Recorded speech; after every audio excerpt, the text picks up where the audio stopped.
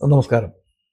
American president Donald ട്രംപിന്റെ വിവാദപരമായ കുടിയേറ്റ നയം ഇന്ത്യൻ കുടിയേറ്റക്കാരെ, പ്രത്യേകിച്ച് ഇന്ത്യൻ വിദ്യാർത്ഥികളെയും അവിടെ സ്ഥിരതാമസമാക്കാൻ ആഗ്രഹിക്കുന്ന ഇന്ത്യൻ വംശജരെയും എങ്ങനെ ബാധിക്കും എന്ന ഒരു അനാലിസിസ് ആണ് ഈ വീഡിയോയുടെ ഇതിവൃത്തം.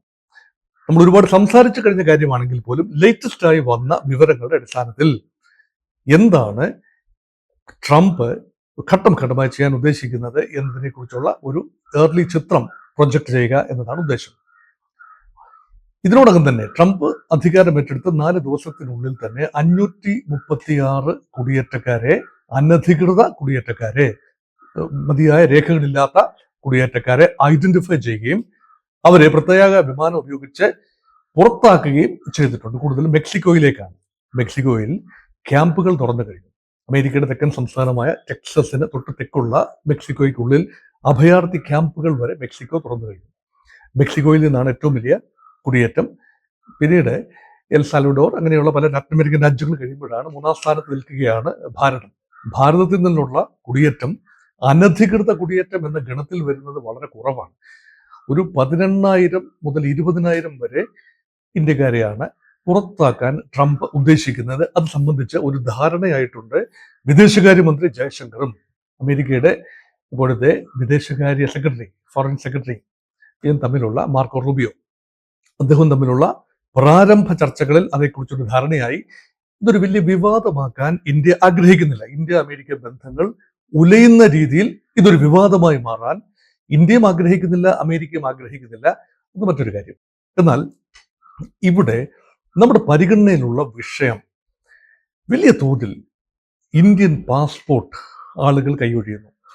നമ്മുടെ പ്രധാനമന്ത്രി നരേന്ദ്രമോദി ആവർത്തിച്ച് പറയുന്നുണ്ട്, ഇന്ത്യൻ പാസ്പോർട്ടിന് വില കൂടുന്നുണ്ട്, ഇന്ത്യൻ പാസ്പോർട്ട് കാര്യമായി ഗൗരവമായി ലോകരാജ്യങ്ങൾ എടുക്കുന്നു, നിങ്ങൾ തിരിച്ചു വരൂ എന്ന് പറയുമ്പോഴും ഇന്ത്യൻ പാസ്പോർട്ട് ഉപേക്ഷിച്ച്, ഇന്ത്യൻ പൗരത്വം ഉപേക്ഷിച്ച് മറ്റു രാജ്യങ്ങളുടെ, പ്രത്യേകിച്ച് അമേരിക്കയുടെയും യൂറോപ്യൻ സമൂഹത്തിന്റെ രാജ്യങ്ങളുടെയും ഓസ്ട്രേലിയയുടെയും കാനഡയുടെയും ഒക്കെ പൗരത്വം നേടുന്നവരുടെ എണ്ണത്തിൽ വളരെ വലിയ വർധനയാണ് കഴിഞ്ഞ ഒരു ദശകമായി ഉണ്ടായത്.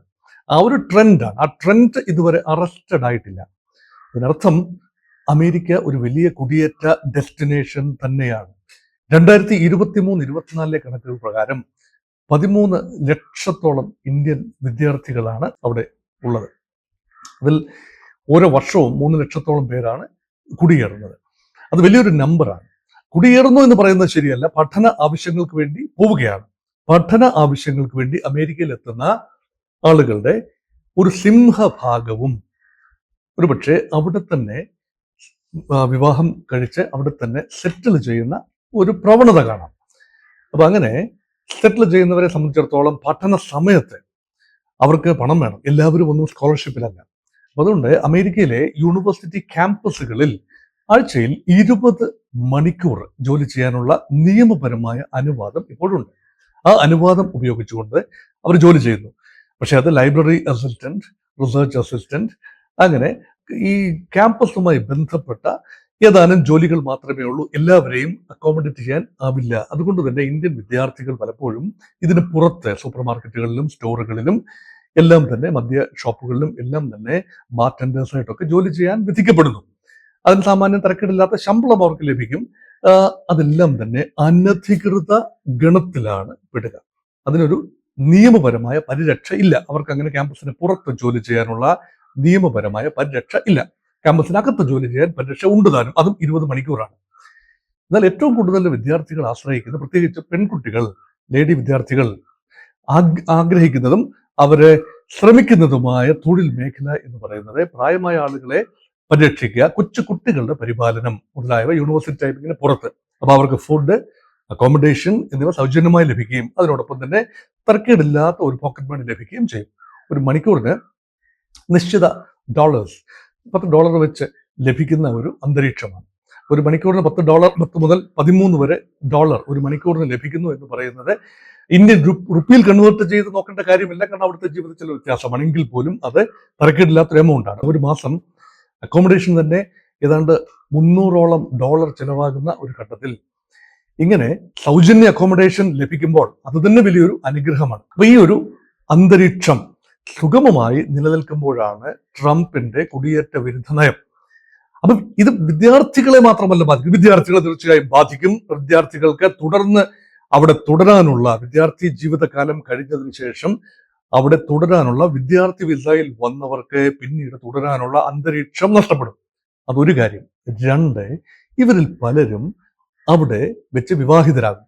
വിവാഹിതരായി കഴിഞ്ഞാൽ മക്കൾ ഉണ്ടാകാൻ സാധ്യതയുണ്ട്. മക്കൾ ഉണ്ടാകുമ്പോൾ അമേരിക്കയിൽ ജനിച്ച ഏതൊരു കുട്ടിയും അമേരിക്കൻ പൗരനാണ്. സ്വാഭാവികമായി ബർത്ത് റൈറ്റ് ആണ്, ബൈ ബർത്ത് നാച്ചുറലി സ്വാഭാവികമായി അമേരിക്കൻ പൗരത്വം ലഭിക്കുകയാണ്. അതാണ് അമേരിക്കയുടെ വിഖ്യാതമായ 14th കോൺസ്റ്റിറ്റ്യൂഷണൽ അമെൻഡ്മെന്റ് 1868 അടിമത്തവുമായി ബന്ധപ്പെട്ട ഒരു നിയമനിർമ്മാണ ഭേദഗതിയാണ്. അടിമകളുടെ, അന്ന് അമേരിക്കയിലേക്ക് ആഫ്രിക്കയിൽ നിന്നൊക്കെ കൊണ്ടുവന്ന അടിമകളുടെ മക്കൾക്ക് പൗരത്വം ലഭിക്കുന്നതിന് വേണ്ടിയുള്ള മനുഷ്യാവകാശപരമായ ഒരു അമെൻമെന്റ് ആയിരുന്നു അത്. അത് പ്രത്യേകിച്ചും ഇന്ത്യയിൽ നിന്നുള്ള കുടിയേറ്റക്കാരെ ഉദ്ദേശിച്ചുള്ളതായിരുന്നില്ല. പക്ഷെ അതിന്റെ ബെനിഫിറ്റ് ഇപ്പോൾ ലഭിക്കുന്നത് ഇന്ത്യയും ചൈനയും ഉൾപ്പെടെയുള്ള കുടിയേറ്റക്കാരിൽ നിന്നുമാണ്. വിദ്യാർത്ഥികളുടെ കാര്യം നോക്കുമ്പോൾ ചൈനയെ പിന്തള്ളി ഇന്ത്യ 1ാം സ്ഥാനത്തെത്തി നിൽക്കുകയാണ് വിദ്യാർത്ഥികളുടെ എണ്ണത്തിൽ. അമേരിക്കയിലേക്ക് വിദ്യാർത്ഥികൾ പഠനാവശ്യത്തിന് വേണ്ടി പോകുന്നതിൽ സിംഗിൾ ലാർജസ്റ്റ് കമ്പോണന്റ് ഇന്ത്യയാണ്. അതൊരു വലിയൊരു ശതമാനമാണ്. ഒരുപക്ഷെ ആകെയുള്ള വിദ്യാർത്ഥികളിൽ, അമേരിക്കയിലുള്ള വിദേശ വിദ്യാർത്ഥികളിൽ 29% ഇന്ത്യൻ വിദ്യാർത്ഥികളാണ്. അപ്പൊ അവരുടെ സിംഹഭാഗവും അവിടെ തന്നെ പൗരത്വം എടുത്ത് തുടരേണ്ടതാണ്. അവരെ സംബന്ധിച്ചിടത്തോളം പുനർവിചിന്തനത്തിനുള്ള സമയമായി. അവർ തിരിച്ചു പോരേണ്ടി വരും. അവരുടെ കുട്ടികൾ ഉണ്ടാവുകയാണെങ്കിൽ, അവിടെ വെച്ച് കുട്ടികൾ ഉണ്ടാവുകയാണെങ്കിൽ നിയമപരമായ പരിരക്ഷ ലഭിക്കുന്നത് ഫെബ്രുവരി മാസം 20-ാം തീയതി വരെ മാത്രം. ട്രംപ് ജനുവരി 20-നാണ് ചുമതല ഏറ്റെടുത്തത്. ഫെബ്രുവരി 20, ഒരു മാസം, അതിനുള്ളിൽ തന്നെ ട്രംപിന്റെ എക്സിക്യൂട്ടീവ് ഓർഡർ, ഇത് സംബന്ധമായ എക്സിക്യൂട്ടീവ് ഓർഡർ നിലവിൽ വരികയാണ്. അതിനെ ചാലഞ്ച് ചെയ്തു കഴിഞ്ഞു. സിയാറ്റിൽ കോടതി അതിനെ നള്ളിഫൈ ചെയ്യുകയും ചെയ്തു. ആ ചാലഞ്ച് ചെയ്ത ഈ ചാലഞ്ച് വാസ് അപ്ഹെൽഡ്. 22 സംസ്ഥാനങ്ങളാണ് ഈ പൗരത്വവുമായി ബന്ധപ്പെട്ട നാച്ചുറൽ സിറ്റിസൺഷിപ്പ് ഓർഡറിനെ ചലഞ്ച് ചെയ്തത്. അപ്പൊ ട്രംപിന്റെ മുന്നിൽ ഇനിയുള്ള വഴി എന്താണ്? കോടതികൾ ഒന്നൊന്നായി തന്നെ ഈ ചലഞ്ചുകൾ അംഗീകരിക്കുകയും ട്രംപിന്റെ ഈ എക്സിക്യൂട്ടീവ് ഓർഡറിനെ നിരാകരിക്കുകയും ചെയ്താൽ ട്രംപിന് ഒരു ഭരണഘടനാ ഭേദഗതിയിലൂടെ വേണമെങ്കിൽ അതിനെ മറികടക്കാം. അതായത് ഈ 14-ാം ഭേദഗതിയുടെ ഇഫക്റ്റിനെ ഇപ്പോൾ മറ്റൊരു ഭേദഗതിയിലൂടെ മറികടക്കാം.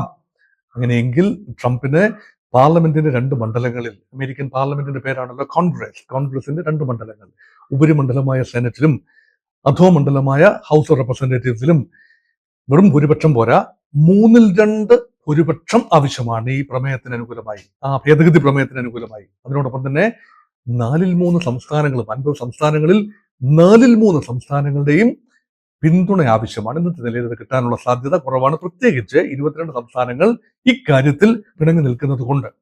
അതുകൊണ്ട് ആ ഭേദഗതി ഒരുപക്ഷെ ട്രംപ് ആഗ്രഹിക്കുന്ന രീതിയിൽ അത് മുന്നോട്ട് പോകാൻ സാധിക്കില്ല.